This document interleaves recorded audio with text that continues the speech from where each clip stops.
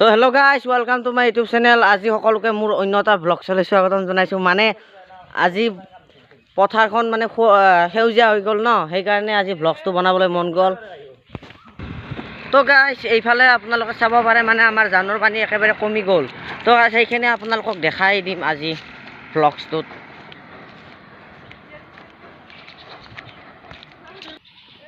এয়া চাওক গাইজ, মানে পানীখিনি শুকাই গ'ল একেবাৰে।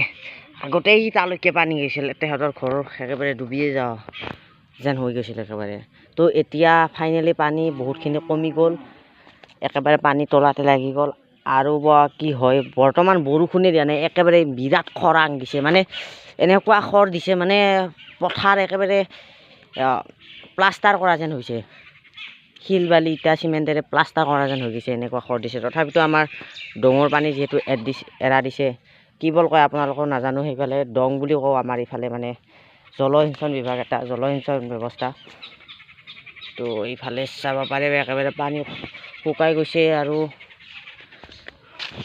এইবাৰ মই আপোনালোকক দেখাম আমাৰ ইয়াৰ পথাৰকেইখন। তো গাইজ ভিডিঅ'টোৰ শেষৰ পিনে মই এটাই ক'ম যে আপোনালোকৰ যদি কোনোবা ইউটিউব চেনেল আছে, মই আপোনালোকক নিশ্চয় ছাবস্ক্ৰাইব কৰি দিম। তাৰ আগতে আপোনালোকে মোৰ কমেণ্ট বক্সত এটা কমেণ্ট লিখি দিব লাগিব, আৰু মোৰ চেনেলটো আপোনালোকে ছাবস্ক্ৰাইব কৰি দিব লাগিব। তো তেতিয়া আপোনালোকে 24 ঘণ্টাৰ ভিতৰত আপোনালোকে ছাবস্ক্ৰাইব বেক হৈ যাব। আৰু এয়া হৈছে আমাৰ পথাৰকেইখন, আপোনালোকক ইয়াতে মোৰ ভিডিঅ'টো চেছ কৰি দিম।